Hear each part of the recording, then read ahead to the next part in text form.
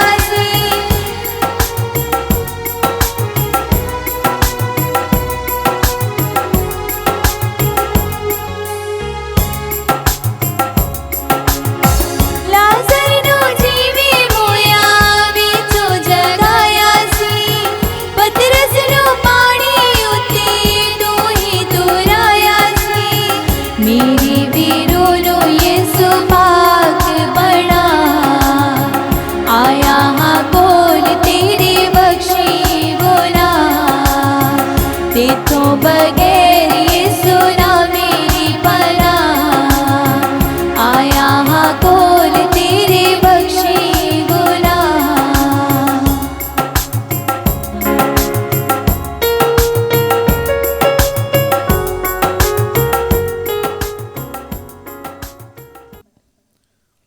ਬਾਪ ਅਤੇ ਬੇਟੇ ਅਤੇ ਰੂਹ ਪਾਕ ਦੇ ਨਾਮ ਉਤੇ ਆਮੀਨ। ਸਾਡੇ ਪ੍ਰਭੂ ਯਿਸੂ ਮਸੀਹ ਦਾ ਫਜ਼ਲ, ਖੁਦਾ ਬਾਪ ਦਾ ਪ੍ਰੇਮ ਤੇ ਰੂਹ ਪਾਕ ਦੀ ਸਾਂਝ ਤੁਹਾਡੇ ਨਾਲ ਹੋਵੇ ਅਤੇ ਤੁਹਾਡੀ ਰੂਹ ਨਾਲ ਵੀ ਹੋਵੇ।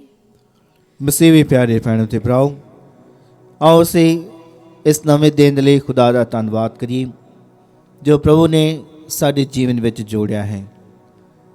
ਇਸ ਦਿਨ ਦੇ ਦੌਰਾਨ ਆਪਣੇ ਸਾਰੇ ਕੰਮਾਂ ਕਾਰਾਂ, ਗਤੀਵਿਧੀਆਂ, ਆਪਣੇ ਆਪ ਨੂੰ, ਜੀਵਨ ਨੂੰ ਅਤੇ ਆਪਣੇ ਪਰਿਵਾਰ ਨੂੰ ਪ੍ਰਭੂ ਦੇ ਚਰਨਾਂ ਵਿੱਚ ਸੌਂਪੀਏ ਅਤੇ ਉਸ ਦੀ ਰਹਿਨੁਮਾਈ ਲਈ ਪ੍ਰਾਰਥਨਾ ਕਰੀਏ।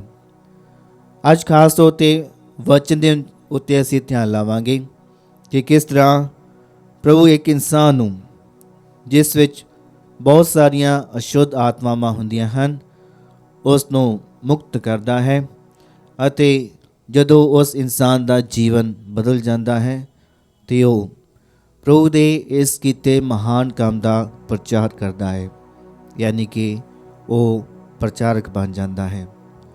ਪ੍ਰਭੂ ਸਾਡੇ ਕੋਲੋਂ ਵੀ ਇਹੀ ਮੰਗ ਕਰਦਾ ਹੈ ਕਿ ਅਸੀਂ ਜੋ ਪ੍ਰਭੂ ਕੋਲ ਬਰਕਤਾਂ ਪ੍ਰਾਪਤ ਕੀਤੀਆਂ ਹਨ, ਜੋ ਮਹਾਨ ਕੰਮ ਖੁਦਾ ਨੇ ਸਾਡੇ ਜੀਵਨ ਵਿੱਚ ਕੀਤੇ ਹਨ, ਉਹਨਾਂ ਕੰਮਾਂ ਦਾ ਬਿਆਨ ਦੂਜੇ ਲੋਕਾਂ ਨੂੰ ਸੁਣਾਈਏ, ਦੂਜੇ ਲੋਕਾਂ ਨੂੰ ਦੱਸੀਏ। ਪ੍ਰਭੂ ਦੇ ਇਸ ਤਰ੍ਹਾਂ ਦੇ ਕੀਤੇ ਪਿਆਰ ਨੂੰ, ਇਹੋ ਜਿਹੇ ਮਹਾਨ ਕੰਮਾਂ ਨੂੰ ਬਾਕੀ ਲੋਕਾਂ ਨਾਲ ਸਾਂਝਾ ਕਰੀਏ ਤਾਂ ਜੋ ਸਭ ਪ੍ਰਭੂ 'ਤੇ ਵਿਸ਼ਵਾਸ ਕਰ ਸਕਣ। ਆਓ ਅਸੀਂ ਇਹਨਾਂ ਮਹਾਨ ਅਤੇ ਪਵਿੱਤਰ ਭੇਦਾਂ ਨੂੰ ਯੋਗ ਢੰਗ ਨਾਲ ਮਨਾਉਣ ਲਈ ਆਪਣੇ ਆਪ ਦੀ ਤਿਆਰੀ ਕਰੀਏ। ਕੀਤੇ ਗੁਨਾਹ, ਗਲਤੀਆਂ ਉੱਤੇ ਪਛਤਾਉਂਦੇ ਹੋਏ ਪ੍ਰਭੂ ਕੋਲ ਮਾਫੀ ਮੰਗੀਏ ਅਤੇ ਰਲ ਕੇ ਆਖੀਏ, ਮੈਂ ਇਕਬਾਲ ਕਰਦਾ ਹਾਂ ਪੂਰੀ ਕੁਦਰਤ ਵਾਲੇ ਖੁਦਾ ਅਤੇ ਤੁਹਾਡੇ ਅੱਗੇ ਐ ਭਰਾਵੋ ਤੇ ਭੈਣੋ ਕਿ ਮੈਂ ਸੋਚਣ ਨਾਲ, ਬੋਲਣ ਨਾਲ, ਕਰਨ ਨਾਲ ਅਤੇ ਅਣਗਹਿਲੀ ਨਾਲ ਬਹੁਤ ਗੁਨਾਹ ਕੀਤੇ, ਆਪਣੇ ਦੋਸ਼ ਦੇ ਨਾਲ, ਆਪਣੇ ਹੀ ਦੋਸ਼ ਦੇ ਨਾਲ, ਆਪਣੇ ਬਹੁਤ ਵੱਡੇ ਦੋਸ਼ ਦੇ ਨਾਲ। ਇਸ ਲਈ ਮੈਂ ਧੰਨ ਸਦਾ ਕੁਆਰੀ ਮਰੀਅਮ, ਸਾਰਿਆਂ ਫਰਿਸ਼ਤਿਆਂ ਅਤੇ ਸੰਤਾਂ ਅਤੇ ਤੁਹਾਡੇ ਅੱਗੇ ਐ ਭਰਾਵੋ ਤੇ ਭੈਣੋ ਮੈਂ ਬੇਨਤੀ ਕਰਦਾ ਹਾਂ ਕਿ ਮੇਰੇ ਲਈ ਪ੍ਰਭੂ ਖੁਦਾ ਦੇ ਅੱਗੇ ਪ੍ਰਾਰਥਨਾ ਕਰੋ। ਪੂਰੀ ਕੁਦਰਤ ਵਾਲਾ ਖੁਦਾ ਸਾਡੇ ਉੱਤੇ ਦਇਆ ਕਰੇ ਅਤੇ ਸਾਡੇ ਗੁਨਾਹਾਂ ਨੂੰ ਮਾਫ ਕਰਕੇ ਸਾਨੂੰ ਸਦੀਵੀ ਜੀਵਨ ਤੱਕ ਪਹੁੰਚਾਵੇ। ਆਮੀਨ। ਐ ਪ੍ਰਭੂ ਦਇਆ ਕਰ, ਐ ਪ੍ਰਭੂ ਦਇਆ ਕਰ, ਐ ਮਸੀਹਾ ਦਇਆ ਕਰ, ਐ ਮਸੀਹਾ ਦਇਆ ਕਰ, ਐ ਪ੍ਰਭੂ ਦਇਆ ਕਰ, ਐ ਪ੍ਰਭੂ ਦਇਆ ਕਰ। ਅਸੀਂ ਪ੍ਰਾਰਥਨਾ ਕਰੀਏ। ਐ ਪ੍ਰਭੂ ਸਾਡੇ ਖੁਦਾ, ਬਖਸ਼ ਦੇ ਕਿ ਅਸੀਂ ਆਪਣੀ ਸਾਰੀ ਰੂਹ ਨਾਲ ਤੇਰੀ ਆਰਾਧਨਾ ਕਰੀਏ ਅਤੇ ਸਾਰਿਆਂ ਨੂੰ ਸੱਚੇ ਦਿਲੋਂ ਪਿਆਰ ਕਰ ਸਕੀਏ। ਸਾਡੇ ਪ੍ਰਭੂ ਯਿਸੂ ਮਸੀਹ ਤੇਰੇ ਬੇਟੇ ਦੇ ਰਾਹੀਂ, ਜੋ ਤੇਰੇ ਨਾਲ ਰੂਹ ਪਾਕ ਦੀ ਏਕਤਾ ਵਿੱਚ ਇੱਕ ਖੁਦਾ ਜਿਉਂਦਾ ਤੇ ਰਾਜ ਕਰਦਾ ਹੈ, ਸਦਾ ਤੋਂ ਸਦਾ ਤੀਕ। ਆਮੀਨ। ਪ੍ਰਭੂ ਤੁਹਾਡੇ ਦਿਲ ਵਿੱਚ ਅਤੇ ਜ਼ਬਾਨ ਤੇ ਹੋਵੇ ਤਾਂ ਯੋਗਤਾ ਨਾਲ ਤੁਸੀਂ ਖੁਦਾ ਦਾ ਵਚਨ ਸੁਣਾ ਸਕੋ। ਬਾਪ ਅਤੇ ਬੇਟੇ ਤੇ ਰੂਹ ਪਾਕ ਦੇ ਨਾਮ ਉੱਤੇ ਆਮੀਨ। ਪਾਠ ਪਹਿਲਾ ਸੈਮੂਏਲ ਦੀ ਦੂਸਰੀ ਪੁਸਤਕ ਵਿੱਚੋਂ ਉਸ ਦਾ 15 ਬਾਬ 13 ਤੋਂ 14 ਅਤੇ 30 ਆਇਤ, 16 ਬਾਬ 5 ਤੋਂ 13 ਆਇਤ। ਇੱਕ ਸੰਦੇਸ਼ਵਾਹਕ ਨੇ ਆ ਕੇ ਦਾਊਦ ਨੂੰ ਦੱਸਿਆ, ਇਸਰਾਇਲੀ ਲੋਕ ਅਬਸ਼ਾਲੋਮ ਦੇ ਪਿੱਛੇ ਲੱਗੇ ਜਾ ਰਹੇ ਹਨ। ਇਹ ਸੁਣ ਕੇ ਦਾਊਦ ਡਰ ਗਿਆ ਅਤੇ ਉਸ ਨੇ ਆਪਣੇ ਯਰੂਸ਼ਲਮ ਵਿੱਚ ਰਹਿ ਰਹੇ ਦਰਬਾਰੀਆਂ ਨੂੰ ਕਿਹਾ, ਜੇਕਰ ਅਸੀਂ ਅਬਸ਼ਾਲੋਮ ਦੇ ਹੱਥੋਂ ਬਚਣਾ ਚਾਹੁੰਦੇ ਹਾਂ ਤਾਂ ਸਾਨੂੰ ਇੱਥੋਂ ਤੁਰੰਤ ਫਰਾਰ ਹੋ ਜਾਣਾ ਚਾਹੀਦਾ ਹੈ, ਨਹੀਂ ਤਾਂ ਹੋ ਸਕਦਾ ਹੈ ਉਹ ਆ ਕੇ ਸਾਨੂੰ ਹਰਾ ਕੇ ਕਤਲ ਕਰ ਦੇਵੇ ਅਤੇ ਸ਼ਹਿਰ ਵਿੱਚ ਵੀ ਕਤਲੇਆਮ ਕਰੇ। ਸੋ ਦਾਊਦ ਜੈਤੂਨ ਪਹਾੜ ਦੀ ਚੜ੍ਹਾਈ ਹੁੰਦਾ ਹੋਇਆ ਸਿਰ ਢੱਕੇ ਅਤੇ ਨੰਗੇ ਪੈਰੀ ਚੜ੍ਹਦਾ ਗਿਆ। ਉਸ ਦੇ ਪਿੱਛੇ ਆਉਣ ਵਾਲੇ ਵੀ ਸਭ ਸਿਰ ਢੱਕੇ ਹੋਏ ਰੋਂਦੇ ਹੋਏ ਉਸ ਦੇ ਪਿੱਛੇ ਗਏ। ਫਿਰ ਜਦੋਂ ਦਾਊਦ ਬਹੂਰੀਮ ਵਿੱਚ ਪਹੁੰਚਿਆ ਤਾਂ ਉੱਥੇ ਉਸ ਨੂੰ ਸਾਉਲ ਦਾ ਇੱਕ ਸੰਬੰਧੀ ਗੇਰਾ ਦਾ ਪੁੱਤਰ ਸ਼ਿਮਈ ਮਿਲਿਆ, ਜੋ ਉਸ ਨੂੰ ਸਰਾਪ ਦੇ ਰਿਹਾ ਸੀ। ਸ਼ਿਮਈ ਦਾਊਦ ਅਤੇ ਉਸ ਦੇ ਨਾਲ ਦੇ ਲੋਕਾਂ ਉੱਤੇ ਪੱਥਰ ਸੁੱਟਣ ਲੱਗਾ, ਪਰ ਰਾਜਾ ਦੇ ਚਾਰੇ ਪਾਸੋਂ ਉਸ ਦੇ ਸੁਰੱਖਿਆ ਦਲ ਦੇ ਲੋਕ ਸਨ। ਸ਼ਿਮਈ ਦਾਊਦ ਨੂੰ ਇਹ ਕਹਿ ਕੇ ਸਰਾਪ ਦੇ ਰਿਹਾ ਸੀ, ਤੂੰ ਬਾਹਰ ਨਿਕਲ, ਬਾਹਰ ਨਿਕਲ, ਤੂੰ ਕਾਤਲ ਹੈ, ਤੂੰ ਘਿਨਾਉਣਾ ਹੈ, ਤੂੰ ਸ਼ਾਉਲ ਦੇ ਟੱਬਰ ਦੇ ਬਹੁਤ ਸਾਰੇ ਲੋਕਾਂ ਦਾ ਕਤਲ ਕਰਕੇ ਉਸ ਦਾ ਰਾਜ ਲੈ ਲਿਆ ਸੀ। ਇਸ ਦੇ ਬਦਲੇ ਵਿੱਚ ਹੁਣ ਪ੍ਰਭੂ ਤੈਨੂੰ ਸਜ਼ਾ ਦੇ ਰਿਹਾ ਹੈ। ਪ੍ਰਭੂ ਨੇ ਤੇਰਾ ਰਾਜ ਤੇਰੇ ਹੀ ਪੁੱਤਰ ਅਬਸ਼ਾਲੋਮ ਨੂੰ ਦੇ ਦਿੱਤਾ ਹੈ ਅਤੇ ਤੂੰ ਇੱਕ ਕਾਤਲ ਦੀ ਤਰ੍ਹਾਂ ਨਾਸ਼ ਹੋ ਰਿਹਾ ਹੈ। ਇਸ ਤੇ ਸਰੂਯਾ ਦਾ ਪੁੱਤਰ ਅਬੀਸ਼ਈ ਨੇ ਰਾਜਾ ਨੂੰ ਕਿਹਾ, ਇਹ ਆਦਮੀ ਜੋ ਮਰੇ ਕੁੱਤੇ ਦੇ ਬਰਾਬਰ ਹੈ, ਮਹਾਰਾਜ ਨੂੰ ਕਿਉਂ ਸਰਾਪ ਦੇ ਰਿਹਾ ਹੈ? ਜੇਕਰ ਆਗਿਆ ਦੇਵੇ ਤਾਂ ਮੈਂ ਜਾ ਕੇ ਇਸ ਦਾ ਸਿਰ ਇਸ ਦੇ ਧੜ ਤੋਂ ਵੱਖ ਕਰਾਂ। ਪਰ ਦਾਊਦ ਨੇ ਸਰੂਆ ਦੇ ਦੋਹਾਂ ਪੁੱਤਰਾਂ ਅਬੀਸ਼ਈ ਅਤੇ ਯੋਆਬ ਨੂੰ ਕਿਹਾ, ਨਹੀਂ, ਇਸ ਵਿੱਚ ਤੁਸੀਂ ਦਖਲ ਨਹੀਂ ਦੇ ਸਕਦੇ ਹੋ। ਜੇਕਰ ਸੱਚਮੁੱਚ ਪ੍ਰਭੂ ਤੋਂ ਮਿਲੀ ਪ੍ਰੇਰਨਾ ਨਾਲ ਉਹ ਮੈਨੂੰ ਸਰਾਪ ਦੇ ਰਿਹਾ ਹੈ ਤਾਂ ਉਸ ਨੂੰ ਕੋਈ ਵੀ ਕੁਝ ਨਹੀਂ ਕਹਿ ਸਕਦਾ। ਦਾਊਦ ਨੇ ਅੱਗੇ ਅਬੀਸ਼ਈ ਅਤੇ ਆਪਣੇ ਬਾਕੀ ਦੇ ਅਧਿਕਾਰੀਆਂ ਨੂੰ ਕਿਹਾ, ਫਿਰ ਮੇਰਾ ਤਾਂ ਆਪਣਾ ਪੁੱਤਰ ਮੇਰੀ ਜਾਨ ਦਾ ਗਾਹਕ ਬਣਿਆ ਬੈਠਾ ਹੈ, ਤਾਂ ਫਿਰ ਤੁਸੀਂ ਇਸ ਬਿਨਿਆਮੀਨੀ ਨੂੰ ਕੀ ਕਹਿ ਸਕਦੇ ਹੋ? ਜੇਕਰ ਪ੍ਰਭੂ ਨੇ ਹੀ ਉਸ ਨੂੰ ਇਹ ਸਰਾਪ ਦੇਣ ਲਈ ਕਿਹਾ ਹੈ ਤਾਂ ਉਸ ਨੂੰ ਦੇਣ ਦਿਓ ਅਤੇ ਉਸ ਨੂੰ ਇਕੱਲਿਆਂ ਛੱਡ ਦੇਵੋ। ਹੋ ਸਕਦਾ ਹੈ ਪ੍ਰਭੂ ਮੇਰੇ ਦੁੱਖਾਂ ਨੂੰ ਦੇਖ ਕੇ ਮੇਰੀ ਸੁਧ ਲਵੇ ਅਤੇ ਇਸ ਸਰਾਪ ਨੂੰ ਮੇਰੇ ਲਈ ਅਸੀਸ ਵਿੱਚ ਬਦਲ ਦੇਵੇ। ਸੋ ਦਾਊਦ ਅਤੇ ਉਸ ਦੇ ਲੋਕ ਆਪਣੇ ਰਾਹੇ ਤੁਰੇ ਗਏ ਅਤੇ ਸ਼ਿਮਈ ਵੀ ਉਹਨਾਂ ਦੇ ਨਾਲ ਪਹਾੜੀ ਦੇ ਕੰਢੇ ਉੱਤੇ ਚੱਲਦਾ ਗਿਆ। ਉਹ ਉਹਨਾਂ ਨੂੰ ਸਰਾਪ ਦਿੰਦਾ ਹੋਇਆ ਉਹਨਾਂ ਉੱਤੇ ਪੱਥਰ ਅਤੇ ਘੱਟਾ ਸੁੱਟਦਾ ਜਾਂਦਾ ਸੀ। ਪ੍ਰਭੂ ਦੀ ਬਾਣੀ। ਖੁਦਾ ਦਾ ਸ਼ੁਕਰ ਹੋਵੇ।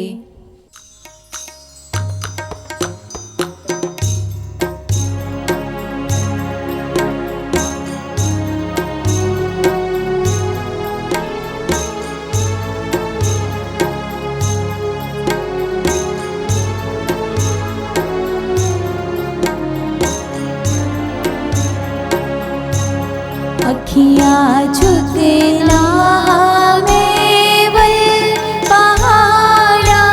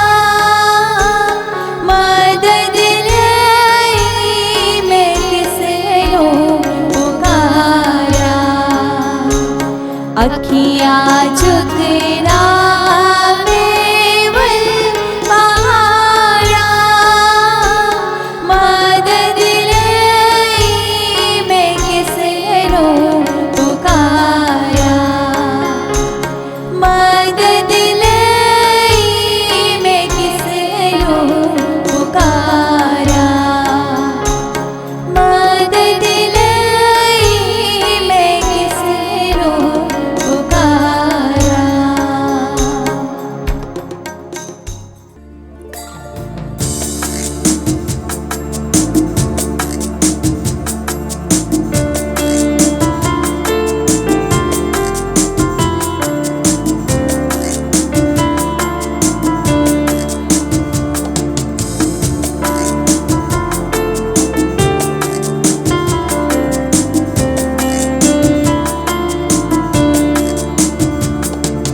वचन तेरा सिखा दे उस पर चलना सिखा दे वचन तेरा सिखा दे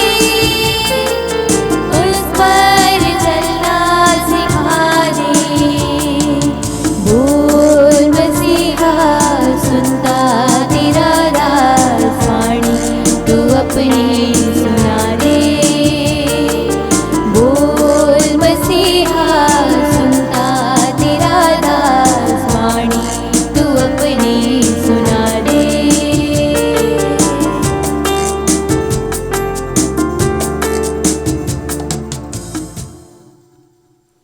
ਪ੍ਰਭੂ ਤੁਹਾਡੇ ਨਾਲ ਹੋਵੇ। ਅਤੇ ਤੁਹਾਡੀ ਰੂਹ ਨਾਲ ਵੀ ਹੋਵੇ। ਪਾਠ ਪਵਿੱਤਰ ਅੰਜੀਲ ਦਾ ਸੰਤ ਮਰਕੁਸ ਦੇ ਅਨੁਸਾਰ ਤੇਰੀ ਵਡਿਆਈ ਹੋਵੇ ਐ ਪ੍ਰਭੂ। ਉਸ ਦਾ 5 ਅਧਿਆਇ 1 ਤੋਂ 20 ਆਇਤ। ਯਿਸੂ ਸਮੁੰਦਰ ਦੇ ਦੂਜੇ ਪਾਸੇ ਗੇਰਾਸੇਨੀਆਂ ਦੇ ਦੇਸ਼ ਵਿੱਚ ਪਹੁੰਚ ਗਿਆ।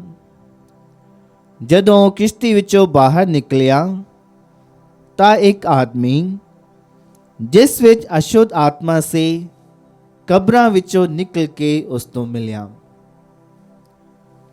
ਉਹ ਆਦਮੀ ਕਬਰਾਂ ਵਿੱਚ ਰਹਿੰਦਾ ਸੀ ਅਤੇ ਹੁਣ ਕੋਈ ਵੀ ਉਸ ਨੂੰ ਬੰਨ੍ਹ ਨਹੀਂ ਸਕਦਾ ਸੀ, ਸੰਗਲਾਂ ਨਾਲ ਵੀ ਨਹੀਂ, ਕਿਉਂਕਿ ਉਹ ਅਕਸਰ ਬੇੜੀਆਂ ਤੇ ਸੰਗਲਾਂ ਨਾਲ ਬੰਨ੍ਹਿਆ ਗਿਆ ਸੀ। ਪਰ ਉਹ ਸੰਗਲਾਂ ਨੂੰ ਝਟਕੇ ਨਾਲ ਤੋੜ ਦਿੰਦਾ ਅਤੇ ਬੇੜੀਆਂ ਨੂੰ ਟੁਕੜੇ ਟੁਕੜੇ ਕਰ ਦਿੰਦਾ ਸੀ। ਉਸ ਨੂੰ ਕਾਬੂ ਵਿੱਚ ਕਰਨ ਲਈ ਕਿਸੇ ਕੋਲ ਵੀ ਤਾਕਤ ਨਹੀਂ ਸੀ। ਉਹ ਹਮੇਸ਼ਾ ਰਾਤ ਦਿਨ ਕਬਰਾਂ ਵਿੱਚ ਅਤੇ ਪਹਾੜਾਂ ਉੱਤੇ ਡਿਡਿਆਉਂਦਾ ਰਹਿੰਦਾ ਅਤੇ ਪੱਥਰਾਂ ਨਾਲ ਆਪਣੇ ਆਪ ਨੂੰ ਜ਼ਖਮੀ ਕਰਦਾ ਰਹਿੰਦਾ ਸੀ। ਜਦੋਂ ਉਸਨੇ ਦੂਰ ਤੋਂ ਹੀ ਯਿਸੂ ਨੂੰ ਵੇਖਿਆ ਤਾਂ ਉਹ ਦੌੜਾ ਆਇਆ ਅਤੇ ਉਸ ਦੇ ਅੱਗੇ ਡਿੱਗ ਕੇ ਉਸ ਨੂੰ ਸਿਜਦਾ ਕੀਤਾ ਅਤੇ ਉਸਨੇ ਉੱਚੀ ਆਵਾਜ਼ ਨਾਲ ਚੀਖ ਕੇ ਕਿਹਾ, ਯਿਸੂ ਸਰਵਉੱਚ ਖੁਦਾ ਦੇ ਬੇਟੇ, ਤੁਹਾਨੂੰ ਸਾਡੇ ਨਾਲ ਕੀ ਕੰਮ? ਖੁਦਾ ਦੀ ਸਹੁੰ ਪਾ ਕੇ ਮੈਂ ਤੁਹਾਨੂੰ ਕਹਿੰਦਾ ਹਾਂ, ਮੈਨੂੰ ਤੰਗ ਨਾ ਕਰੋ। ਕਿਉਂਕਿ ਯਿਸੂ ਨੇ ਉਸ ਨੂੰ ਕਿਹਾ ਸੀ, ਅਸ਼ੁੱਧ ਆਤਮਾ ਇਸ ਆਦਮੀ ਵਿੱਚੋਂ ਨਿਕਲਿਆ। ਯਿਸੂ ਨੇ ਉਸ ਤੋਂ ਪੁੱਛਿਆ, ਤੇਰਾ ਨਾਮ ਕੀ ਹੈ? ਉਸਨੇ ਉੱਤਰ ਦਿੱਤਾ, ਮੇਰਾ ਨਾਮ ਹੈ ਲਸ਼ਕਰ, ਕਿਉਂਕਿ ਅਸੀਂ ਬਹੁਤ ਹਾਂ। ਉਸਨੇ ਗਿੜਗਿੜਾ ਕੇ ਬੇਨਤੀ ਕੀਤੀ ਕਿ ਉਹ ਉਹਨਾਂ ਨੂੰ ਉਸ ਦੇਸ਼ ਵਿੱਚੋਂ ਬਾਹਰ ਨਾ ਕੱਢੇ। ਉਸ ਸਮੇਂ ਉੱਥੇ ਪਹਾੜ ਦੀ ਢਲਾਨ ਉੱਤੇ ਸੂਰਾਂ ਦਾ ਇੱਕ ਵੱਡਾ ਇੱਜੜ ਚੜ ਰਿਹਾ ਸੀ। ਅਸ਼ੁੱਧ ਆਤਮਾਵਾਂ ਨੇ ਉਸ ਦੇ ਅੱਗੇ ਮਿੰਨਤ ਕੀਤੀ, ਸਾਨੂੰ ਸੂਰਾਂ ਵਿੱਚ ਘੱਲ ਦਿਓ ਤਾਂ ਜੋ ਅਸੀਂ ਉਹਨਾਂ ਵਿੱਚ ਜਾ ਕੇ ਦਾਖਲ ਹੋਈਏ। ਇਸ ਲਈ ਉਸਨੇ ਉਹਨਾਂ ਨੂੰ ਇਹ ਛੋਟ ਦੇ ਦਿੱਤੀ। ਅਸ਼ੁੱਧ ਆਤਮਾਵਾਂ ਉਸ ਵਿੱਚੋਂ ਬਾਹਰ ਨਿਕਲ ਕੇ ਸੂਰਾਂ ਵਿੱਚ ਜਾ ਬਣੀਆਂ ਅਤੇ ਉਹ ਇੱਜੜ ਜਿਹੜਾ ਗਿਣਤੀ ਵਿੱਚ ਲਗਭਗ 2000 ਸੀ, ਤੇਜ਼ੀ ਨਾਲ ਖੜਵੀਂ ਢਲਾਨ ਵਾਲੇ ਕੰਢੇ ਤੋਂ ਸਮੁੰਦਰ ਵਿੱਚ ਜਾ ਡਿੱਗਾ ਅਤੇ ਸਮੁੰਦਰ ਵਿੱਚ ਡੁੱਬ ਕੇ ਮਰ ਗਿਆ। ਸੂਰ ਚਰਾਉਣ ਵਾਲੇ ਭੱਜ ਗਏ ਅਤੇ ਉਹਨਾਂ ਨੇ ਸ਼ਹਿਰ ਅਤੇ ਪਿੰਡਾਂ ਦੇ ਇਲਾਕਿਆਂ ਵਿੱਚ ਇਸ ਬਾਰੇ ਦੱਸਿਆ। ਲੋਕ ਇਹ ਸਭ ਜੋ ਕੁਝ ਵਾਪਰਿਆ ਸੀ ਵੇਖਣ ਲਈ ਆਏ। ਉਹ ਯਿਸੂ ਕੋਲ ਆਏ ਅਤੇ ਉਹਨਾਂ ਨੇ ਭੂਤ ਚਿੰਬੜੇ ਆਦਮੀ ਨੂੰ, ਜਿਸ ਵਿੱਚ ਪਹਿਲਾਂ ਅਸ਼ੁੱਧ ਆਤਮਾਵਾਂ ਦਾ ਲਸ਼ਕਰ ਸੀ, ਕੱਪੜੇ ਪਾਏ ਹੋਏ ਅਤੇ ਆਪਣੇ ਹੋਸ਼ ਆਵਾਸ ਵਿੱਚ ਉੱਥੇ ਬੈਠੇ ਵੇਖਿਆ ਅਤੇ ਉਹ ਡਰ ਗਏ। ਜਿਨ੍ਹਾਂ ਨੇ ਇਹ ਘਟਨਾ ਵੇਖੀ ਸੀ ਉਹਨਾਂ ਨੇ ਲੋਕਾਂ ਨੂੰ ਦੱਸਿਆ ਕਿ ਭੂਤ ਚਮੜੇ ਆਦਮੀ ਅਤੇ ਸੂਰਾਂ ਨਾਲ ਕੀ ਵਾਪਰਿਆ ਸੀ। ਤਦ ਲੋਕ ਯਿਸੂ ਦੇ ਅੱਗੇ ਬੇਨਤੀ ਕਰਨ ਲੱਗੇ ਕਿ ਉਹ ਉਹਨਾਂ ਦੇ ਇਲਾਕੇ ਵਿੱਚੋਂ ਚਲਿਆ ਜਾਵੇ।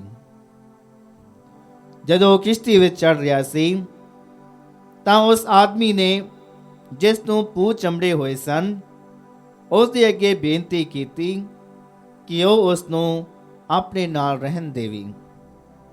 ਪਰ ਉਹ ਨਾ ਮੰਨਿਆ ਅਤੇ ਉਸ ਨੂੰ ਕਿਹਾ, ਤੂੰ ਆਪਣੇ ਘਰ ਅਤੇ ਆਪਣੇ ਲੋਕਾਂ ਕੋਲ ਜਾ ਅਤੇ ਉਹਨਾਂ ਨੂੰ ਦੱਸ ਕਿ ਪ੍ਰਭੂ ਨੇ ਤੇਰੇ ਲਈ ਕਿੰਨਾ ਵੱਡਾ ਕੰਮ ਕੀਤਾ ਹੈ ਅਤੇ ਉਸਨੇ ਕਿਸ ਤਰ੍ਹਾਂ ਤੇਰੇ ਉੱਤੇ ਦਇਆ ਕੀਤੀ ਹੈ।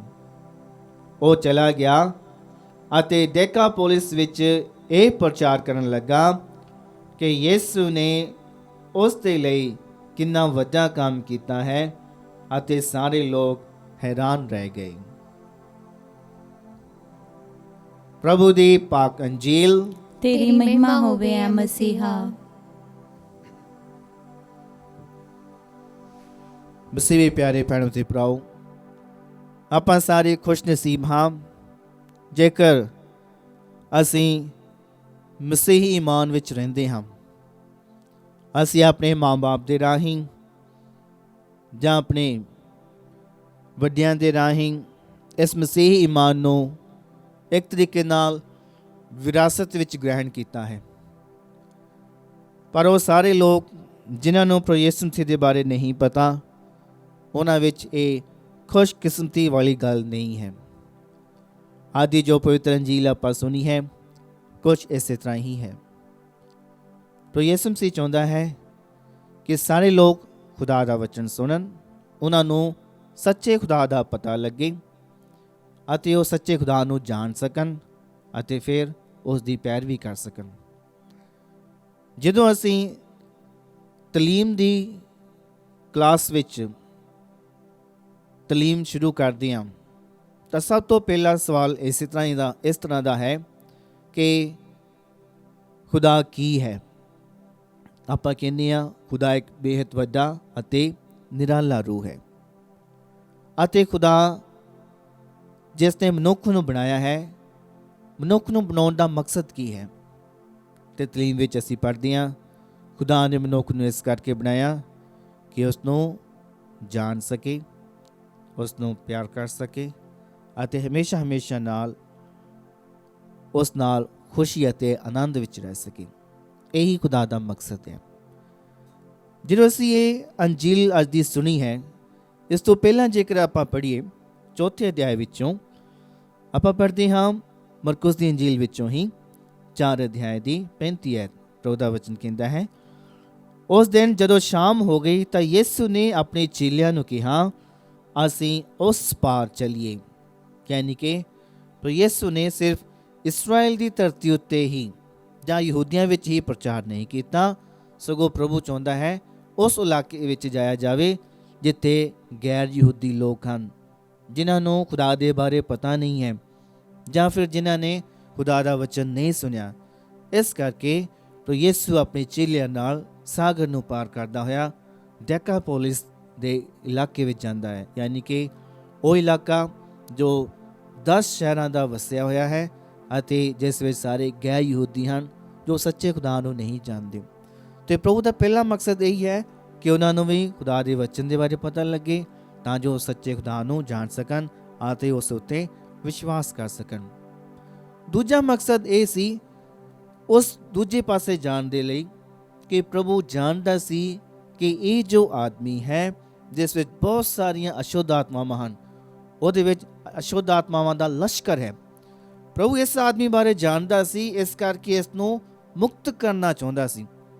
ਇਸ ਕਰਕੇ ਆਪਣੇ ਚੇਲਿਆਂ ਨੂੰ ਕਹਿੰਦਾ ਹੈ ਆਪਾਂ ਦੂਜੇ ਪਾਸੇ ਚਲੀਏ, ਉੱਥੇ ਗੈਰ ਯਹੂਦੀ ਰਹਿੰਦੇ ਹਨ, ਉਹਨਾਂ ਨੂੰ ਪ੍ਰਭੂ ਦਾ ਵਚਨ ਸੁਣਾਈਏ। ਤੇ ਨਾਲ ਹੀ ਦੂਜੀ ਗੱਲ ਇਹ ਹੈ ਕਿ ਇਹ ਜੋ ਇਨਸਾਨ ਹੈ ਪ੍ਰਭੂ ਉਸ ਨੂੰ ਮੁਕਤ ਕਰੇ।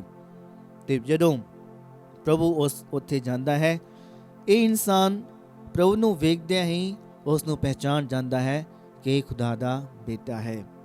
ਪਿਆਰਿਓ, ਜਦੋਂ ਅਸੀਂ ਸੰਤ ਮਰਕੁਸ ਦੀ ਅੰਜੀਲ ਪੜ੍ਹਦੇ ਹਾਂ, ਉਹਦੇ ਸ਼ੁਰੂਆਤ ਵਿੱਚ ਹੀ ਜੇਕਰ ਕੋਈ ਪ੍ਰਭੂ ਯਿਸੂ ਨੂੰ ਸਭ ਤੋਂ ਪਹਿਲਾਂ ਪਹਿਚਾਣਦਾ ਹੈ ਤਾਂ ਉਹ ਹਨ ਅਸ਼ੁੱਧ ਆਤਮਾਵਾਂ। ਅਸ਼ੁੱਧ ਆਤਮਾਵਾਂ ਹੀ ਪ੍ਰਭੂ ਯਿਸੂ ਨੂੰ ਖੁਦਾ ਦੇ ਪੁੱਤਰ ਵਜੋਂ ਪਹਿਚਾਣਦੀਆਂ ਹਨ। ਠੀਕ ਉਸੇ ਤਰੀਕੇ ਨਾਲ ਇਹ ਅਸ਼ੁੱਧ ਆਤਮਾਵਾਂ ਦਾ ਲਸ਼ਕਰ ਵੀ ਪ੍ਰਭੂ ਦੀ ਅੱਗੇ ਸਿਜਦਾ ਕਰਦਾ ਹੋਇਆ ਬੇਨਤੀ ਕਰਦਾ ਹੈ ਕਿ ਸਾਨੂੰ ਉਸ ਦੇਸ਼ ਵਿੱਚੋਂ ਬਾਹਰ ਨਾ ਕੱਢੇ। ਹੁਣ ਪ੍ਰਭੂ ਇਸ ਆਦਮੀ ਨੂੰ ਮੁਕਤ ਕਰਦਾ ਹੈ, ਉਹਨਾਂ ਸਾਰੀਆਂ ਅਸ਼ੁੱਧ ਆਤਮਾਵਾਂ ਤੋਂ ਮੁਕਤ ਕਰਦਾ ਹੈ। ਤੇ ਅੰਤ ਵਿੱਚ ਪ੍ਰਭੂ ਉਸ ਨੂੰ ਮੁਕਤ ਕਰਕੇ ਇਹ ਕਹਿੰਦਾ ਹੈ ਕਿ ਜੋ ਪ੍ਰਭੂ ਨੇ ਤੇਰੇ ਜੀਵਨ ਵਿੱਚ ਇਹ ਮਹਾਨ ਕੰਮ ਕੀਤਾ ਹੈ, ਇਸ ਕੀਤੇ ਗਏ ਮਹਾਨ ਕੰਮ ਦੀ ਆਪਣੇ ਲੋਕਾਂ ਵਿੱਚ, ਆਪਣੇ ਘਰ, ਆਪਣੇ ਇਲਾਕੇ ਵਿੱਚ ਜਾ ਕੇ ਗਵਾਹੀ ਦੇ।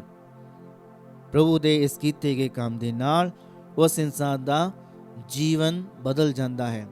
ਉਹ ਇਨਸਾਨ ਜੋ ਦਿਨ ਰਾਤ ਕਬਰਾਂ ਵਿੱਚ ਰਹਿੰਦਾ ਸੀ, ਜਾਂ ਪਹਾੜਾਂ ਵਿੱਚ ਰਹਿੰਦਾ ਸੀ, ਜਾਂ ਲੋਕਾਂ ਨੂੰ ਤੰਗ ਕਰਦਾ ਸੀ, ਜਾਂ ਆਪਣੇ ਆਪ ਨੂੰ ਜ਼ਖਮੀ ਕਰਦਾ ਸੀ, ਪ੍ਰਭੂ ਜਦੋਂ ਉਸ ਤੋਂ ਮੁਕਤ ਕਰਦਾ ਹੈ ਤਾਂ ਉਸ ਦਾ ਜੀਵਨ ਬਦਲ ਜਾਂਦਾ ਹੈ।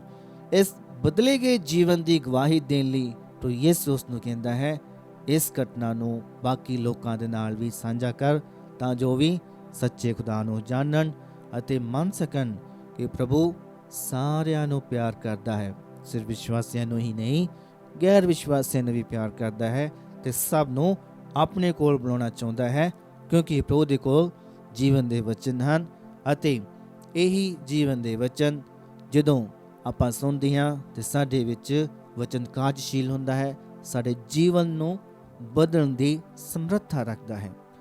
ਆਓ ਅਸੀਂ ਆਪਣੀਆਂ ਬੁਰਾਈਆਂ ਨੂੰ ਵੇਖੀਏ, ਸਾਡੇ ਵਿੱਚ ਕਿਹੜੀਆਂ ਬੁਰਾਈਆਂ ਹਨ ਜਾਂ ਬੁਰੀਆਂ ਆਤਮਾਵਾਂ ਦਾ ਪ੍ਰਭਾਵ ਸਾਡੇ ਵਿੱਚ ਹੈ। ਅਸੀਂ ਪ੍ਰਭੂ ਦੇ ਅੱਗੇ ਮੰਗ ਕਰੀਏ ਕਿ ਪ੍ਰਭੂ ਸਾਡੇ ਉੱਤੇ ਦਇਆ ਕਰੇ ਅਤੇ ਸਾਨੂੰ ਵੀ ਇਹਨਾਂ ਬੁਰਾਈਆਂ ਤੋਂ ਜਾਂ ਬੁਰੀਆਂ ਆਦਤਾਂ ਤੋਂ ਮੁਕਤ ਕਰੇ। ਆਓ ਅਸੀਂ ਪ੍ਰਾਰਥਨਾ ਕਰੀਏ। ਸਰਵਸ਼ਕਤੀਮਾਨ ਪਿਤਾ ਪਰਮੇਸ਼ਵਰ, ਅਸੀਂ ਤੁਹਾਡੀ ਮਹਿਮਾ ਤੇ ਵਡਿਆਈ ਕਰਦੇ ਹਾਂ, ਧੰਨਵਾਦ ਕਰਦੇ ਹਾਂ ਇਸ ਦਿਨ ਦੇ ਲਈ ਜੋ ਸਾਡੇ ਜੀਵਨ ਵਿੱਚ ਜੋੜਿਆ ਹੈ। ਪਿਤਾ ਪਰਮੇਸ਼ਵਰ, ਅਸੀਂ ਧੰਨਵਾਦ ਕਰਦੇ ਹਾਂ ਹੁਣ ਤੱਕ ਸਾਨੂੰ ਬਖਸ਼ੀਆਂ ਸਾਰੀਆਂ ਨਿਆਮਤਾਂ, ਬਰਕਤਾਂ ਤੇ ਖੁਸ਼ੀਆਂ ਦੇ ਲਈ। ਪਿਤਾ ਪਰਮੇਸ਼ਵਰ, ਅਸੀਂ ਧੰਨਵਾਦ ਕਰਦੇ ਹਾਂ ਦੁੱਖਾਂ ਮੁਸੀਬਤਾਂ ਲਈ ਵੀ, ਜਿਨ੍ਹਾਂ ਦਾ ਸਾਹਮਣਾ ਕਰਨ ਲਈ ਸਾਨੂੰ ਬਲ ਤੇ ਸ਼ਕਤੀ ਪ੍ਰਦਾਨ ਕੀਤੀ ਹੈ। ਐ ਪ੍ਰਭੂ, ਸਾਡੇ ਵਿੱਚ ਜੋ ਇਹ ਬੁਰਾਈਆਂ ਹਨ, ਬੁਰੀਆਂ ਆਤਮਾਵਾਂ ਦਾ ਪ੍ਰਭਾਵ ਹੈ, ਉਸ ਸਾਰੀਆਂ ਬੁਰੀਆਂ ਆਤਮਾਵਾਂ ਨੂੰ, ਉਹਨਾਂ ਦੇ ਪ੍ਰਭਾਵ ਨੂੰ ਸਾਡੇ ਵਿੱਚੋਂ ਦੂਰ ਕਰੋ, ਸਾਨੂੰ ਮੁਕਤ ਕਰੋ, ਤਾਂ ਜੋ ਅਸੀਂ ਯੋਗ ਢੰਗ ਨਾਲ ਤੁਹਾਡੇ ਪਵਿੱਤਰ ਨਾਂ ਦੀ ਪੈਰਵੀ ਕਰ ਸਕੀਏ ਤੇ ਕੀਤੇ ਗਏ ਮਹਾਨ ਕੰਮਾਂ ਨੂੰ ਦੂਜੇ ਲੋਕਾਂ ਨਾਲ ਸਾਂਝਾ ਕਰ ਸਕੀਏ। ਅਸੀਂ ਮੰਗਦੇ ਹਾਂ ਸਾਡੇ ਪ੍ਰਭੂ ਯਿਸੂ ਮਸੀਹ ਦੇ ਵਸੀਲੇ, ਆਮੀਨ।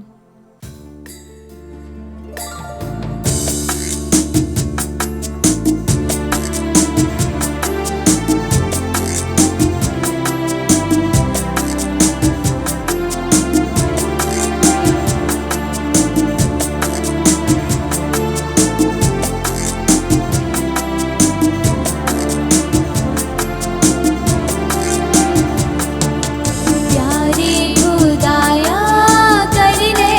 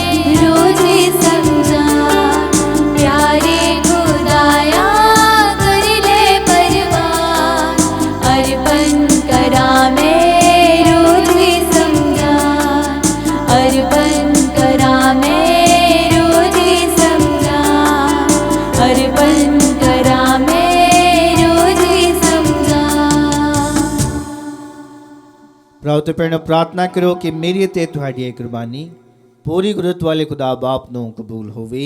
ਪ੍ਰਭੂ ਇਸ ਕੁਰਬਾਨੀ ਨੂੰ ਤੁਹਾਡੇ ਹੱਥਾਂ ਦੇ ਵਿੱਚੋਂ ਆਪਣੇ ਨਾਂ ਦੀ ਉਸਤਤ ਅਤੇ ਵਡਿਆਈ ਲਈ ਅਤੇ ਸਾਡੇ ਤੇ ਸਾਰੀ ਪਾਕ ਕਲੀਸਿਆ ਦੇ ਭਲੇ ਲਈ ਕਬੂਲ ਕਰੇ।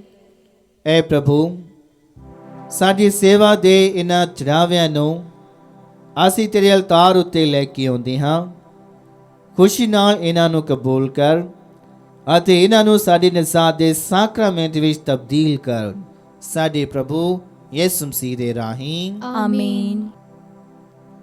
ਪ੍ਰਭੂ ਤੁਹਾਡੇ ਨਾਲ ਹੋਵੇ ਅਤੇ ਤੁਹਾਡੀ ਰੂਹ ਨਾਲ ਵੀ ਹੋਵੇ। ਤੁਸੀਂ ਆਪਣੇ ਦਿਲ ਪ੍ਰਭੂ ਵੱਲ ਲਗਾਓ। ਅਸੀਂ ਆਪਣੇ ਦਿਲ ਪ੍ਰਭੂ ਵੱਲ ਲਗਾਉਂਦੇ ਹਾਂ। ਅਸੀਂ ਆਪਣੇ ਪ੍ਰਭੂ ਖੁਦਾ ਦਾ ਧੰਨਵਾਦ ਕਰੀਏ। ਇਹ ਸਹੀ ਅਤੇ ਯੋਗ ਹੈ।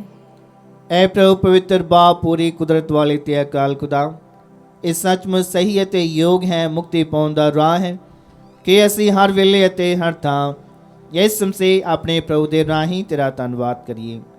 ਉਹ ਤੇਰਾ ਸ਼ਬਦ ਹੈ, ਉਸ ਦੇ ਰਾਹੀਂ ਤੂੰ ਸਾਰੀਆਂ ਚੀਜ਼ਾਂ ਨੂੰ ਬਣਾਇਆ, ਜਿਸ ਨੂੰ ਤੂੰ ਸਾਡਾ ਮੁਕਤੀ ਦਾਤਾ ਅਤੇ ਨਿਸਾਤ ਬਖਸ਼ਣ ਵਾਲੇ ਵਜੋਂ ਭੇਜਿਆ, ਜਿਸ ਨੇ ਰੂਹ ਪਾਕ ਦੇ ਰਾਹੀਂ ਦੇ ਧਰ ਕੇ ਕੁਆਰੀ ਮਰੀਮ ਤੋਂ ਜਨਮ ਲਿਆ।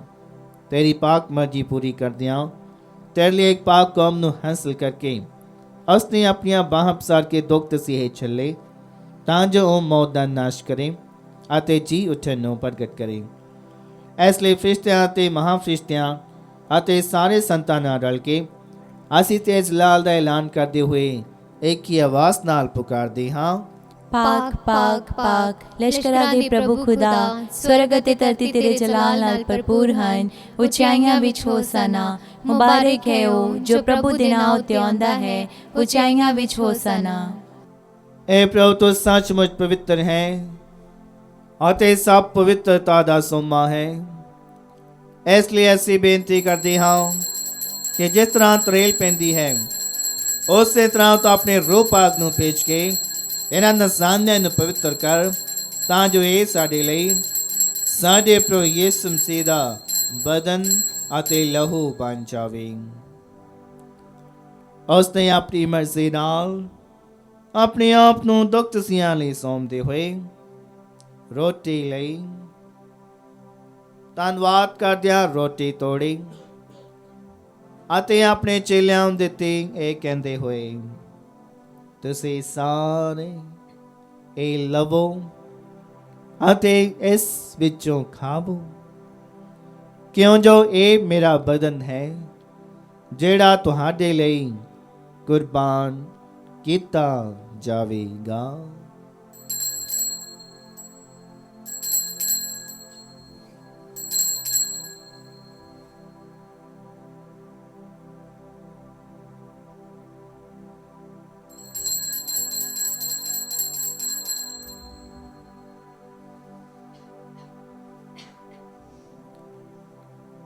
ਇਸੇ ਤਰ੍ਹਾਂ ਭੋਜਨ ਕਰਨ ਤੋਂ ਬਾਅਦ ਉਸਨੇ ਪਿਆਲਾ ਲਿਆ, ਇੱਕ ਵਾਰ ਫਿਰ ਤੇਰਾ ਧੰਨਵਾਦ ਕਰਦਿਆਂ ਪਿਆਲਾ ਆਪਣੇ ਚੇਲਿਆਂ ਨੂੰ ਦਿੱਤਾ, ਇਹ ਕਹਿੰਦੀ ਹੋਈ, ਤੁਸੀਂ ਸਾਰੇ ਇਹ ਲਵੋ ਅਤੇ ਇਸ ਵਿੱਚੋਂ ਪੀਓ, ਕਿਉਂ ਜੋ ਇਹ ਮੇਰੇ ਲਹੂ ਦਾ ਪਿਆਲਾ ਹੈ, ਨਵੇਂ ਅਤੇ ਸਤੀਵੀ ਨੇਮ ਦਾ ਲਹੂ, ਜੋ ਤੁਹਾਡੇ ਅਤੇ ਬਹੁਤਿਆਂ ਵਾਸਤੇ ਗੁਨਾਹਾਂ ਦੀ ਮਾਫੀ ਲਈ ਵਹਾਇਆ ਜਾਵੇਗਾ। ਮੇਰੀ ਯਾਦ ਵਿੱਚ ਇਹ ਕਰਿਆ ਕਰੋ।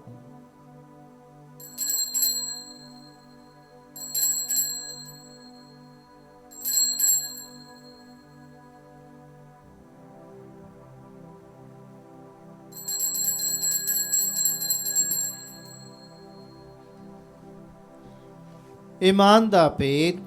ਐ ਪ੍ਰਭੂ, ਅਸੀਂ ਤੇਰੀ ਮੌਤ ਦਾ ਐਲਾਨ ਕਰਦੇ ਹਾਂ ਅਤੇ ਤੇਰੇ ਜੀ ਉਠਣ ਦੀ ਮੁਨਾਦੀ ਕਰਦੇ ਹਾਂ ਜਦ ਤੱਕ ਤੂੰ ਫਿਰ ਆਵੇਂਗਾ।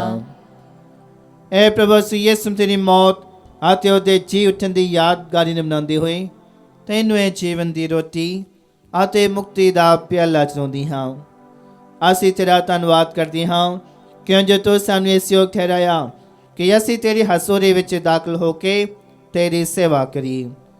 ਅਸੀਂ ਹਲੀਮੀ ਨਾਲ ਦੁਆ ਕਰਦੇ ਹਾਂ ਕਿ ਮਸੀਹ ਦੇ ਬਦਨ ਅਤੇ ਲਹੂ ਵਿੱਚ ਹਿੱਸਾ ਲੈਣ ਦੁਆਰਾ ਅਸੀਂ ਰੂਹ ਪਾਕ ਦੇ ਰਾਹੀਂ ਏਕਤਾ ਵਿੱਚ ਬਚੇ ਰਹੀਏ। ਐ ਪ੍ਰਭੂ, ਸਾਰੀ ਧਰਤੀ ਉੱਤੇ ਫੈਲੀ ਹੋਈ ਆਪਣੀ ਕਲੀਸਿਆ ਨੂੰ ਯਾਦ ਕਰ ਅਤੇ ਉਸ ਤੋਂ ਸਾਡੇ ਸੰਤ ਪਾਪਾ ਫ੍ਰਾਂਸਿਸ, ਸਾਡੇ ਵਿਸ਼ਵਾਸ ਫ੍ਰੈਂਕੋ ਦੇ ਇਗਨੈਲੋ, ਸਾਰੇ ਪ੍ਰੋਹਤਾਂ, ਧਾਰਮਿਕ ਸਿਸਟਰਾਂ ਤੇ ਸਭ ਵਿਸ਼ਵਾਸੀ ਲੋਕਾਂ ਨਾਲ ਪਿਆਰ ਦੀ ਸੰਪੂਰਨਤਾ ਵਿੱਚ ਕਾਇਮ ਰੱਖ। ਸਾਡੇ ਭੈਣਾਂ ਭਰਾ ਨੂੰ ਵੀ ਯਾਦ ਕਰ ਜਿਹੜੇ ਜੀ ਉੱਠਣ ਦੇ ਮੇਡ ਨਾਲ ਸੌਂ ਗਏ ਹਨ ਅਤੇ ਉਹਨਾਂ ਸਾਰਿਆਂ ਨੂੰ ਵੀ ਜੋ ਤੇ ਰਹਿਮ ਵਿੱਚ ਮਰ ਗਏ ਹਨ। ਇਹਨਾਂ ਦਾ ਤੂੰ ਆਪਣੀ ਹਜ਼ੂਰੀ ਦੇ ਚਾਨਣ ਵਿੱਚ ਸਵਾਗਤ ਕਰ। ਐ ਪ੍ਰਭੂ, ਅਸੀਂ ਬੇਨਤੀ ਕਰਦੇ ਹਾਂ ਕਿ ਸਾਡੇ ਸਾਰਿਆਂ ਉੱਤੇ ਦਇਆ ਕਰ ਤਾਂ ਜੋ ਮੁਕੱਦਸ ਕੁਆਰੀ ਮਰੀਮ ਖੁਦਾ ਦੀ ਮਾਂ ਦੇ ਨਾਲ, ਉਸੇ ਕੁਆਰੇ ਦੇ ਮੁਬਾਰਕ ਵਸਨ ਯੂਸਫ ਦੇ ਨਾਲ, ਧੰਨ ਰਸੂਲਾਂ ਤੇ ਸਾਰੇ ਸੰਤਾਂ ਨਾਲ ਜਿਨ੍ਹਾਂ ਨੇ ਸਾਰੇ ਯੁੱਗਾਂ ਵਿੱਚ ਤੈਨੂੰ ਖੁਸ਼ ਕੀਤਾ ਹੈ, ਅਸੀਂ ਇਸ ਦੀਵੀ ਜੀਵਨ ਦੇ ਵਾਰਸ ਹੋਣ ਦੇ ਹੱਕਦਾਰ ਬਣ ਜਾਵਾਂਗੇ ਅਤੇ ਤੇਰੇ ਬੇਟੇ ਯਿਸੂ ਮਸੀਹ ਦੇ ਰਾਹੀਂ ਤੇਰੀ ਵਡਿਆਈ ਅਤੇ ਉਸਤਤ ਕਰਾਂਗੇ।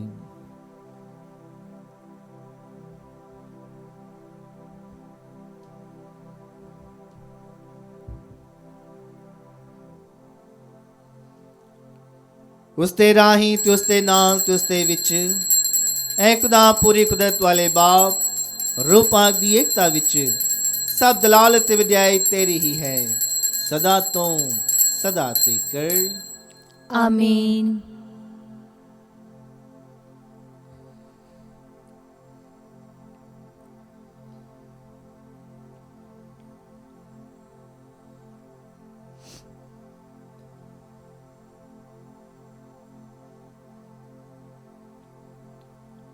ਆਓ ਅਸੀਂ ਪੂਰਨ ਭਰੋਸਾ ਰੱਖਦੇ ਉਹਨਾਂ ਸ਼ਬਦਾਂ ਵਿੱਚ ਉਸੇ ਹੀ ਪ੍ਰਾਰਥਨਾ ਦੁਹਰਾਈਏ ਜੋ ਪ੍ਰਭੂ ਯਿਸੂ ਮਸੀਹ ਨੇ ਸਾਨੂੰ ਸਿਖਾਈ ਹੈ। ਐ ਸਾਡੇ ਬਾਪ, ਤੂੰ ਜਿਹੜਾ ਅਸਮਾਨ ਤੇ ਹੈ, ਤੇਰਾ ਨਾਮ ਪਾਕ ਮੰਨਿਆ ਜਾਵੇ, ਤੇਰਾ ਰਾਜ ਆਵੇ, ਤੇਰੀ ਮਰਜ਼ੀ ਜਿਸ ਤਰ੍ਹਾਂ ਅਸਮਾਨ ਤੇ ਪੂਰੀ ਹੁੰਦੀ ਹੈ ਜ਼ਮੀਨ ਤੇ ਵੀ ਹੋਵੇ। ਸਾਡੇ ਰੋਜ਼ ਦੀ ਰੋਟੀ ਅੱਜ ਸਾਨੂੰ ਦੇ, ਸਾਡੇ ਕਸੂਰ ਸਾਨੂੰ ਮਾਫ ਕਰ ਜਿਸ ਤਰ੍ਹਾਂ ਅਸੀਂ ਆਪਣੇ ਕਸੂਰਵਾਰਾਂ ਨੂੰ ਮਾਫ ਕਰਦੇ ਹਾਂ। ਸਾਨੂੰ ਅਜ਼ਮਾਇਸ਼ ਵਿੱਚ ਨਾ ਪਾ, ਸਗੋਂ ਬੁਰਾਈ ਤੋਂ ਬਚਾ। ਐ ਪ੍ਰਭੂ ਅਸੀਂ ਪ੍ਰਾਰਥਨਾ ਕਰਦੇ ਹਾਂ, ਸਭ ਬੁਰਾਈਆਂ ਤੋਂ ਸਾਨੂੰ ਬਚਾ। ਆਪਣੇ ਰਹਿਮ ਨਾਲ ਸਾਡੇ ਦਿਨਾਂ ਵਿੱਚ ਸ਼ਾਂਤੀ ਦੇ ਤਾਂ ਜੋ ਤੇਰੀ ਦਇਆ ਦੀ ਮਦਦ ਨਾਲ ਅਸੀਂ ਹਮੇਸ਼ਾ ਗੁਨਾਹਾਂ ਤੋਂ ਮੁਕਤ ਰਹੀਏ ਅਤੇ ਹਰ ਮੁਸੀਬਤ ਤੋਂ ਸੁਰੱਖਿਅਤ ਰਹੀਏ। ਜਿਵੇਂ ਮੁਬਾਰਕ ਉਮੀਦ ਰੱਖਦੇ ਹੋਏ ਅਸੀਂ ਯਿਸੂ ਮਸੀਹ ਸਾਡੇ ਮੁਕਤੀਦਾਤੇ ਦੇ ਆਉਣ ਦੀ ਉਡੀਕ ਰੱਖਦੇ ਹਾਂ, ਕਿਉਂ ਜੋ ਰਾਜ, ਕੁਦਰਤ ਅਤੇ ਜਲਾਲ ਯੁਗ ਯੁਗ ਤੇਰਾ ਹੀ ਹੈ। ਐ ਪ੍ਰਭੂ ਯਿਸੂ ਮਸੀਹ ਆਪ ਤਾਂ ਆਪਣੇ ਰਸੂਲਾਂ ਨੂੰ ਆਖਿਆ, ਮੈਂ ਤੁਹਾਨੂੰ ਸ਼ਾਂਤੀ ਦਿੰਦਾ ਹਾਂ, ਆਪਣੀ ਸ਼ਾਂਤੀ ਮੈਂ ਤੁਹਾਨੂੰ ਪ੍ਰਦਾਨ ਕਰਦਾ ਹਾਂ। ਤੂੰ ਸਾਡੇ ਗੁਨਾਹਾਂ ਨੂੰ ਨਹੀਂ ਸਗੋਂ ਆਪਣੀ ਕਲੀਸਿਆ ਦੇ ਈਮਾਨ ਨੂੰ ਵੇਖ ਅਤੇ ਉਸ ਨੂੰ ਆਪਣੀ ਮਰਜ਼ੀ ਮੁਤਾਬਕ ਸ਼ਾਂਤੀ ਅਤੇ ਏਕਤਾ ਪ੍ਰਦਾਨ ਕਰ। ਤੁਝੇ ਜਿੰਦਾ ਤੇ ਰਾਜ ਕਰਦਾ ਹੈ ਸਦਾ ਤੋਂ ਸਦਾ ਤੀਕਰ। ਆਮੀਨ। ਪ੍ਰਭੂ ਦੀ ਸ਼ਾਂਤੀ ਸਦਾ ਤੁਹਾਡੇ ਨਾਲ ਹੋਵੇ ਅਤੇ ਤੁਹਾਡੀ ਰੂਹ ਨਾਲ ਵੀ ਹੋਵੇ। ਅਸੀਂ ਆਪੋ ਵਿੱਚ ਸ਼ਾਂਤੀ ਦਾ ਸਲਾਮ ਦੇਈਏ।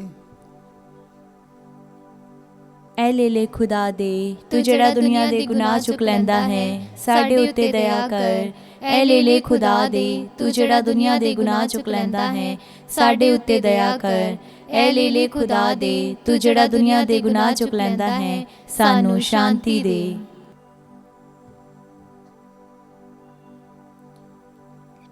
ਵੇਖੋ ਖੁਦਾ ਦਾ ਲੇਲਾ ਪ੍ਰਭੂ ਯਿਸੂ ਮਸੀਹ, ਇਹਨੂੰ ਵੇਖੋ ਜਿਹੜਾ ਦੁਨੀਆ ਦੇ ਗੁਨਾਹ ਚੁੱਕ ਲੈ ਜਾਂਦਾ ਹੈ।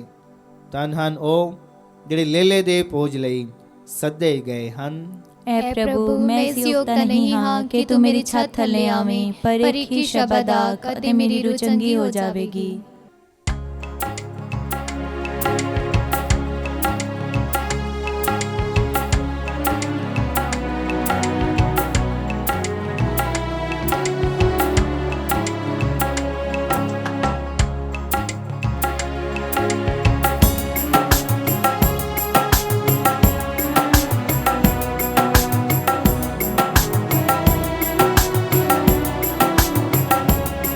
ਜਦ ਦਿਲ ਵਿੱਚ ਯਿਸੂ ਆਂਦਾ ਏ, ਭਜ ਦੂਰ ਹਨੇਰਾ ਜਾਂਦਾ ਏ।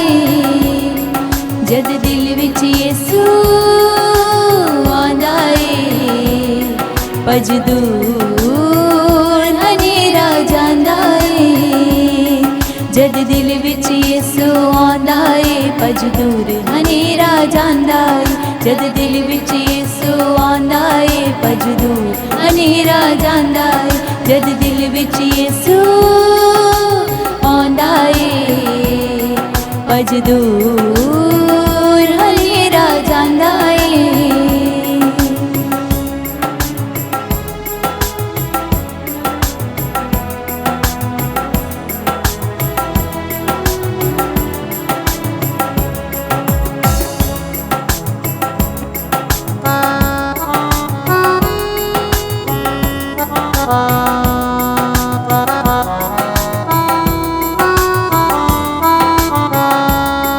ਯਿਸੂ ਚਾਨਣ ਕਾਲੀਆਂ ਰਾਤਾਂ ਦਾ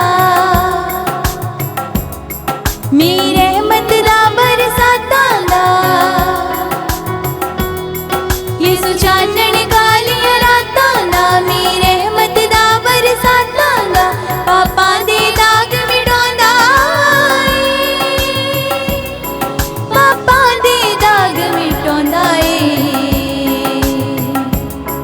ਜਦ ਦਿਲ ਵਿੱਚ ਯਿਸੂ ਆਉਂਦਾ ਏ ਭਜ ਦੂਰ ਹਨੇਰਾ ਜਾਂਦਾ ਏ ਜਦ ਦਿਲ ਵਿੱਚ ਯਿਸੂ ਆਉਂਦਾ ਏ ਭਜ ਦੂਰ ਹਨੇਰਾ ਜਾਂਦਾ ਏ ਭਜ ਦੂਰ ਹਨੇਰਾ ਜਾਂਦਾ ਏ ਭਜ ਦੂਰ ਹਨੇਰਾ ਜਾਂਦਾ ਏ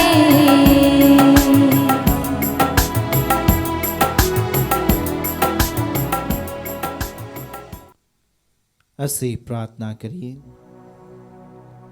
ਐ ਪ੍ਰਭੂ, ਇਹਨਾਂ ਮੁਕਤੀਦਾਈ ਤੋਹਫਿਆਂ ਨਾਲ ਤੂੰ ਸਾਨੂੰ ਰਚਾਇਆ ਹੈ।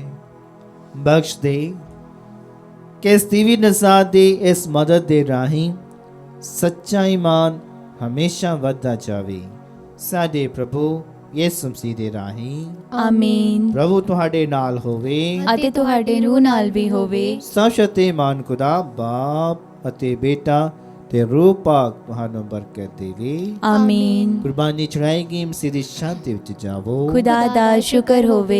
दुआ याद कर ऐ निहायत मेहरबान कुआरी मरियम, भई कदी नहीं सुनिया गया कि कोई भी तेरी पनाह लभदियां तेरी मदद चाहुंदियां तेरी सिफारिश मंगदियां तैथों खाली गया होवे।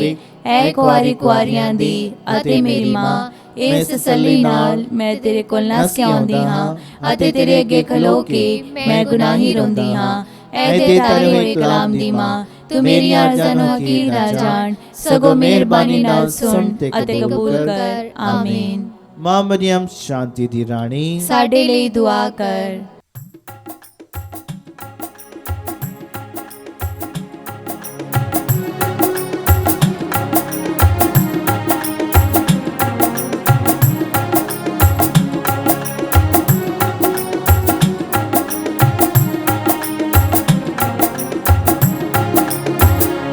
तेरी